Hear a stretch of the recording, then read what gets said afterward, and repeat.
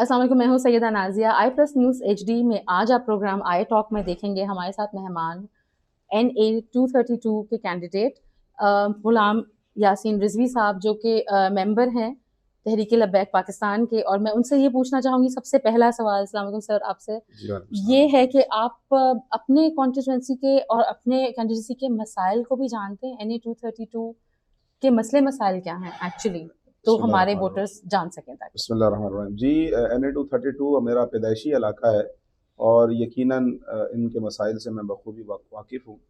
NA 232 की आवाम गुज़श्ता कई दहाइयों से वोट देती आ रही है और गटर, नाली, बाज़ार, मोहल्ला, सीवरेज, मीठा पानी इसी के नाम पे वोट दिया और आज तक यही मसले इस NA 232 में मौजूद हैं।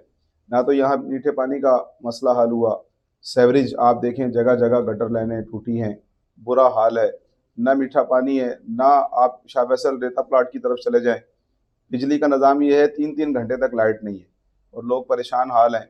इसी तरीके से आप कब्रिस्तानों में चले जाएँ तो आपके NA 232 में कोई अच्छा कब्रिस्तान नहीं है। अच्छे से मुराद ये है कि उस कब्रिस्तान में जगह ही नहीं है तदफ़ीन के लिए और अगर जगह है तो वहाँ गरीब आदमी तदफ़ीन कर ही नहीं सकता। उसके अलावा बच्चों के लिए खेलने के मैदान नहीं है और अच्छे स्कूल अगर गवर्नमेंट स्कूल हैं तो उनकी इमारतें तो मौजूद हैं लेकिन अंदर कोई साज़ो सामान ही नहीं। तो ये बहुत मसाइल हैं। मैं ये समझता हूँ अच्छी तालीम के लिए, अच्छी सेहत के लिए, बच्चों के लिए खेलने के लिए मैदान होने चाहिए, सीवरेज का निज़ाम अच्छा होना चाहिए, घर में मीठा पानी आना चाहिए और ये सारी चीज़ों से NA 232 के लोग जो है महरूम हैं और हालाँकि इसी नाम पर वोट दिया है। तो मैं कौम से ये अपील करता हूँ कि आप अब चेहरों को नहीं बल्कि निज़ाम को बदलें और जिन लोगों को इन चीज़ों पर आपने वोट दिया है, तहरीक लब्बैक को निज़ाम बदलने के लिए वोट दें। इंशाल्लाह इन तमाम मसाइल का हल इंशाल्लाह हम निकालेंगे। सर, किस किस्म का हल प्रपोज कर रहे हैं आप? कोई स्ट्रैटेजी आपने डेवलप की है इसकी? देखें, हमारे यहाँ सबसे बड़ा जो निज़ाम है वो करप्शन का निज़ाम है। आपके पास अदारा तो मौजूद है वाटर एंड बोर्ड का, लेकिन करप्शन है। आपके घर में मीठा पानी नहीं पहुँच रहा है और वहाँ टैंकर माफियाज जो हैं वो टैंकर्स भर भर के कौम को बेच रहे हैं। हम इस निज़ाम को ख़त्म करेंगे। आपके यूनियन कौंसल्स के अंदर आपके पास जो फंड आता है वो फंड आपके नुमाइंदे कौम के जो पैसे हैं कौम तक पहुंचाते नहीं। हम उस करप्शन को ख़त्म करेंगे, आपकी सेवरेज के आपके सारे मामलात अच्छे करेंगे। सबसे बड़ी बात यह है कि करप्शन ख़त्म हो और करप्शन इंशाल्लाह हम ख़त्म करने आए हैं। सबसे डिसअपॉइंटिंग बात ये है कि जैसे हर इंसान को मौत आनी है, मौत बरहक है, और आप जो कब्रिस्तानों का हाल हशर बता रहे हैं, ये तो प्रॉपर्टी यानी कि रियल एस्टेट बन चुका है। अगर तदफीन की भी जगह नहीं है तो मैं कहाँ जाऊंगी मर के? आप यकीन जानिए कि मैं आपको ये बात बताऊं और मैंने जब ये बात सुनी तो मेरे शायद जिस्म के रोंगटे खड़े हो गए कि एक शख्स ने मुझे आकर यूनियन कौंसिल में बैठकर ये बताया कि मेरी वालदा का इंतकाल हो गया है और जब मैं वहाँ गया तो मुझसे 70,000 रुपये का मुतालबा किया गया कब्र के लिए। और जब उसने कहा मेरे पास 70,000 नहीं है तो मजबूरन, हालांकि ऐसा शरन दुरुस्त नहीं है, उसने अपने वालिद मोहतरम जिसका 9 साल पहले इंतकाल हुआ था उसकी कब्र खुलवा के अपनी वालदा की वहाँ तदफीन की और उसमें भी उसको 20,000 रुपये का खर्चा आया। तो आप बताइए ये क्या है? और ये ऐसा नहीं है कि किसी एक कब्रिस्तान में, हर कब्रिस्तान में आप चले जाए और ये पैदाइश से लेके मौत तक कौम को लूट रहे हैं और इस लूट को ख़त्म करने के लिए तहरीक लब्बैक मैदान अमल में है। जो बेसिक है हमारे यहाँ, बेसिक ही बिगड़ा हुआ है। तो यानी कि अगर आपने और मैंने अगर मरना है तो हमें बहुत सोचना पड़ेगा कि हमारी जगहें हमारे लिए मुकर्रर हैं या मिलेगा भी कहीं या कुछ नहीं मिलेगा। आपने हमने ज़िंदगी में शायद हमने ये सुना ही नहीं था कि दूध भी कोई किसी और चीज़ से बनता है। अल्लाह। हमने कभी सुना नहीं था कि बच्चों के फीडर्स जो हैं जी। वो ऐसे अजीबो-गरीब और जरासीम से भरे केमिकल से बनाए जा रहे हैं। हमने कभी सुना नहीं था कि आटे के अंदर भी कोई ऐसी मिलावट होती है। हमने कभी सुना नहीं था कि लाल मिर्चों के अंदर जो है ईंटों को पीस के डाला जाता है। हमने कभी सुना नहीं था कि हल्दी जो पाउडर आ रहा है, ये इसके अंदर भी मिलावट है। भाई ये सारी चीज़ें पूरा आवे का आवा बिगड़ा हुआ है। तो आप ये समझते हैं कि ये जो खुद लंदन में फ्लैट बना के बैठे हैं वो इन लोगों को दुरुस्त करेंगे? जब ये नीचे चोर चोर कैसे पैदा हो गया, उसको पता है मेरा हुक्मरान डाकू है तो मैं तो कम से कम चोर बन जाऊं। तो इंशाल्लाह अल्लाह ने चाहे इनके पेट से माल तहरीक लब्बैक पाकिस्तान वाले निकाल कर कौम को वापस करेंगे, ये हमारा आपसे वादा है। यूजली देखा जाता है कि एहतजाज में, रैलियों में और इस तरह के मनाजिर में अवाम बहुत तादाद में बाहर निकलते हैं, लेकिन जहाँ वोट देना हो इलेक्शन वाले दिन उनकी पॉपुलैरिटी इतनी नहीं होती, मतलब वोटर्स काउंट कम होता है। इसकी वजह क्या रह सकती है, आप क्या कहेंगे इसके बारे में? इस हवाले से मैं गुजारिश करता चलूँ कि जिस तरीके से अवाम एहतजाज में, रैलियों में, जुलूस में शौक़ और ज़ौक़ के साथ तहरीक लब्बैक पाकिस्तान का साथ देती है। इसी तरह मैं समझता हूँ कि शायद तमाम पार्टीज़ के अंदर अपने ईमान का हिस्सा समझते हुए तहरीक लब्बैक पाकिस्तान के सपोर्टर एक नज़रिए के लिए वोट भी देते हैं।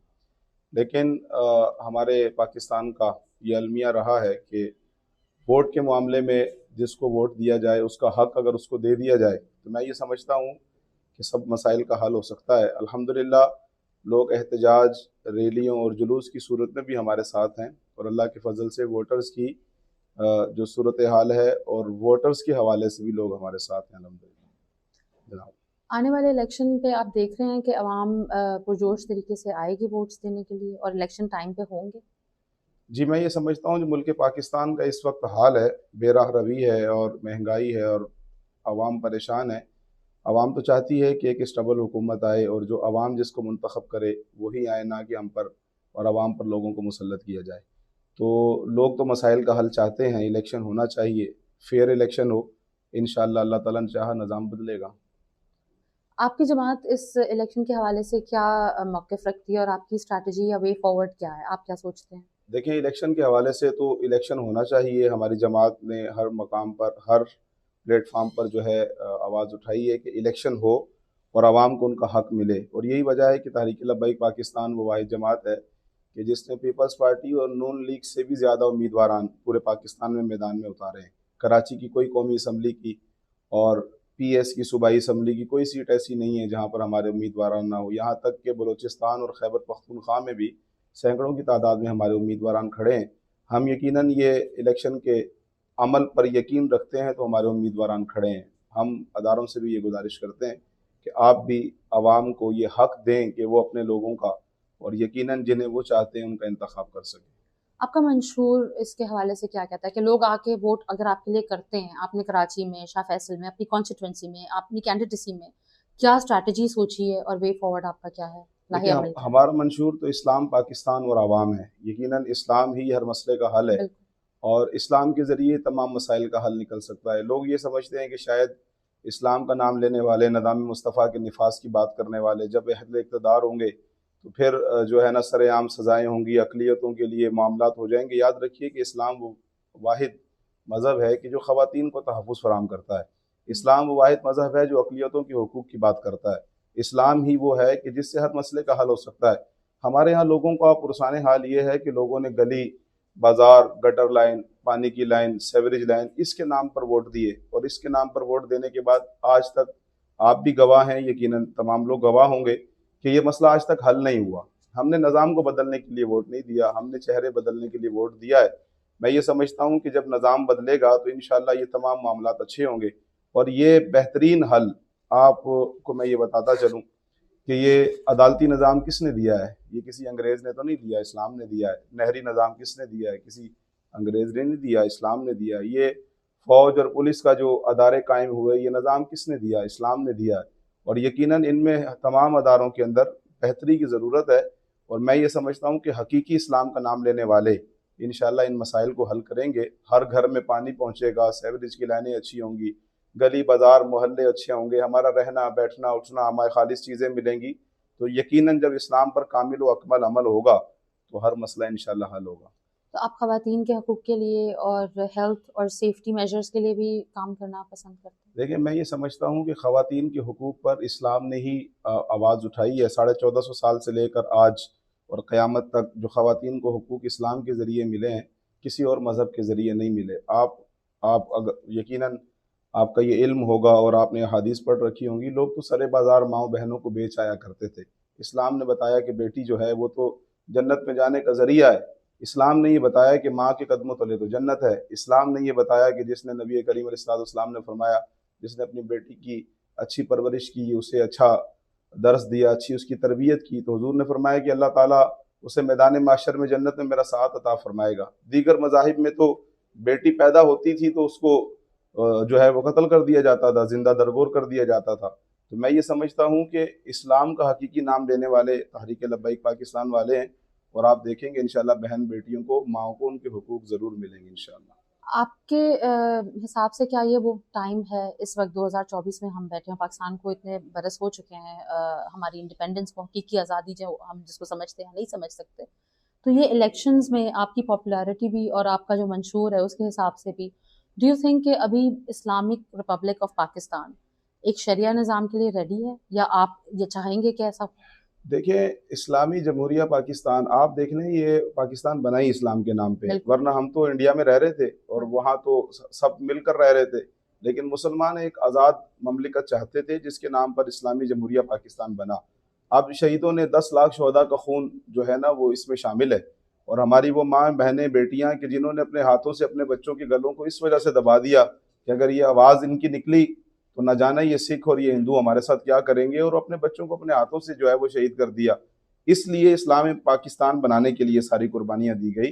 तो मैं ये समझता हूँ कि इस्लाम ही वाहिद हल है, और तहरीक लब्बैक पाकिस्तान का मंशूर भी ये है। सबसे पहली बात इस्लाम है, फिर अवाम है, पाकिस्तान है। तो इंशाअल्लाह हर दौर में, हर वक्त में, हर घड़ी में हम और अहले पाकिस्तान इस्लाम के लिए खड़े हैं, और आप देखेंगे इंशाअल्लाह इस्लाम के ज़रिए ये हकीकी तब्दीली आएगी इंशाअल्लाह। तो क्या आप ये प्रपोज करेंगे कि शरिया निज़ाम आए पाकिस्तान में? बिल्कुल निज़ाम शरिया होना चाहिए, कुरान और सुन्नत से हटकर कोई काम नहीं होना चाहिए। मैं आपको ये बात अर्ज़ करता चलूँ, अगर निज़ाम शरिया होगा तो फिर लंदन में फ्लैट नहीं बनेंगे। अगर निज़ाम शरिया होगा तो फिर लंदन से कराची पर हुकूमत नहीं की जाएगी। निज़ाम शरिया होगा तो फिर इय्याका नअबुदु व इय्याका नस्तईन के बाद बच्चियाँ बहन बेटियों को नचाया नहीं जाएगा। इस्लामी निज़ाम होगा तो बहन बेटी को उसके मकाम का, मर्तबे का पता चलेगा। आज जो माँ बहनों को नचा रहे हैं उनको पता चल जाए कि माँ के कदमों तले तो जन्नत है, और इय्याका नअबुदु व इय्याका नस्तईन के बाद इहदिनस सिरातल मुस्तकीम है कि या अल्लाह हमें सीधे रास्ते पर चला। और सीधा रास्ता यही है कि बहन बेटियों को हया की चादर पहनाओ और उन माँ के कदमों को चूमो कि जन्नत की चौखट है। और इंशाअल्लाह अल्लाह ताला ने चाहा आप देखें कि निज़ाम बदलेगा और इंशाअल्लाह हुजूर का दीन तख्त पर आता हुआ हमें नजर आ रहा है। जो अभी हमारे मुस्लिम उम्मा के तौर पे क्या हम आपको यूनिफाइड यूनिट नज़र आते हैं, यानी कि इतना शऊर है इस वक्त इस्लामी ममालिक में कि जो फ़लस्तीन के अगेंस्ट यमन ने आवाज़ उठाई, पाकिस्तान का ओआईसी में या कहीं पे भी कोई स्टैंड नज़र नहीं आता, आप इसके बारे में भी स्टैंड लेंगे? देखें, कैसे कोई बात कर सकता है। मामला ये है कि यूरोप के साथ सबके मफाद वाबस्ता हैं। तो जब यूरोप के साथ मफाद वाबस्ता हैं तो फिर फ़लस्तीन के हक़ में बात कैसी हो सकती है। हुज़ूर अलैहिस्सलाम ने फरमाया कि मसलुल मुमिनी का जसद वाहिद। हुज़ूर ने फरमाया कि मोमिन की मिसाल तो ऐसी है कि जैसे एक जिस्म की मिसाल है। तो अब वो पाकिस्तान हो, हिंदुस्तान हो, जहाँ कहीं भी रहने वाला मुसलमान, फ़लस्तीनियों के लिए तो उनके दिल धड़कने चाहिए और वो कौम फ़ौरी तौर पर उन्हें पहुँचना चाहिए। अफसोस कि इसराइल की मदद के लिए वो जंगी साजो सामान भेज रहे हैं, और हमारे इस्लामी ममालिक के जो सरबराहान हैं उनके लिए स्ट्रेचर भेज रहे हैं, उनके लिए कफन भेज रहे हैं, उनके लिए ताबूत भेज रहे हैं। तो मैं ये समझता हूँ कि ये एक मायूस कन सूरत हाल है। हकीकी इस्लाम, हम यही तो चाहते हैं कि पाकिस्तान हकीकी इस्लामी जमहूरिया पाकिस्तान बने। फिर आप कौमी असम्बली की से एक मजबूत आवाज़ ये सुनेंगे कि हम इसराइल के खिलाफ जो है बाकायदा तौर पर कार्रवाई करने के लिए निकल रहे हैं, और ये बात वही करेगा कि यूरोप से मुतासिर नहीं बल्कि रसूलुल्लाह के निज़ाम से मुतासिर होगा। ये बात वही करेगा, और इंशाअल्लाह आप कौमी असम्बली में ये आवाज़ सुनेंगे इंशाअल्लाह। तो रिज़वी साहब, हमारे चैनल के और मेरे शो के तवज्जुह से आप अपने वोटर से, अपनी ऑडियंस से क्या पैगाम शेयर करना चाहेंगे, या आपका मंशूर या आपकी स्ट्रैटेजी क्या है, वे फॉरवर्ड क्या है आपका? जी, आपके चैनल का मैं शुक्रिया अदा करता हूँ कि आपने हमें यहाँ मदऊ किया और आवाम तक हमारा इस पैगाम को पहुँचाने के लिए यकीनन आप हमारे इस काम में हमारी मदद में शामिल हाल रहे। मैं आवाम से ये गुजारिश करता हूँ कि आप अपने वोट का सही हक अदा करें। यकीनन 75 साल से जिन लोगों ने नाम के नाम पर, नस्ल के नाम पर, बरादरी के नाम पर, ज़ुबान के नाम पर, लिसानियत के नाम पर आपसे वोट मांगे और आपने उनको वोट दिए, अब तक वो मुल्क पाकिस्तान को बद से बदतर कर चुके हैं। आप निज़ाम बदलना चाहते हैं तो तहरीक लब्बैक पाकिस्तान का साथ दें, और जो लोग मीडिया के हज़रात और दीगर जो लोग हकीकी चेहरे को वाज़े करते हैं आप उनका भी साथ दें।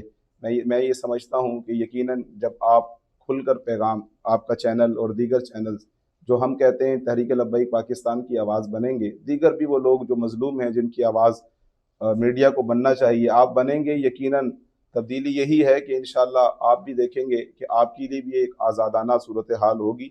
लेकिन ज़रूरत इस अमर की है कि हर चीज़ को हक़ाइक़ की बुनियाद पर दिखाया जाए।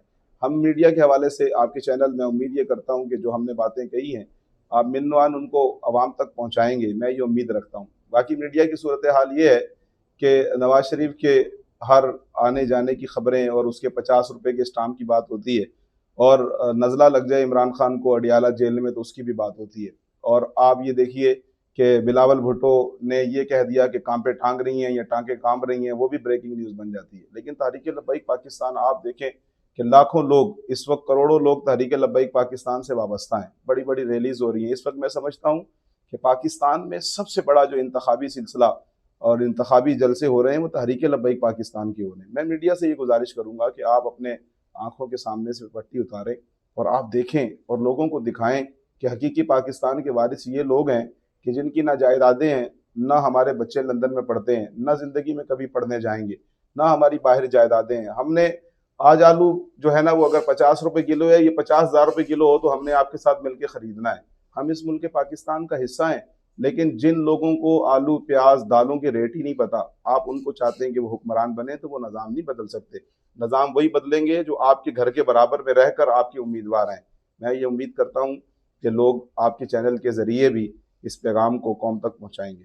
बिल्कुल, क्योंकि असेंबली में बहुत पॉपुलर या बहुत हमने सुना नहीं है कि इस्लाम की, दीन की, अल्लाह रसूल की, मतलब इस तरह की बात, मुस्लिम उम्मा की बात कोई सुनना या करना, पॉपुलर वोट नहीं मिलता इसको, जो कि हक बात है।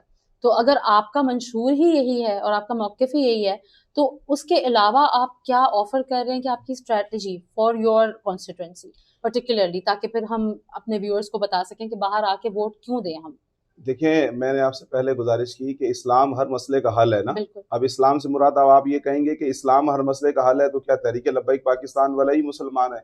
क्या दीगर पार्टियों के लोग बिल्कुल। मुसलमान नहीं है? जी। तो मैं आपसे ये अर्ज करता हूँ कि जब हकीकी मुसलमान सब हैं, तो फिर फ़लस्तीन के लिए एक मजबूत आवाज़ कौमी असम्बली से क्यों नहीं उठी?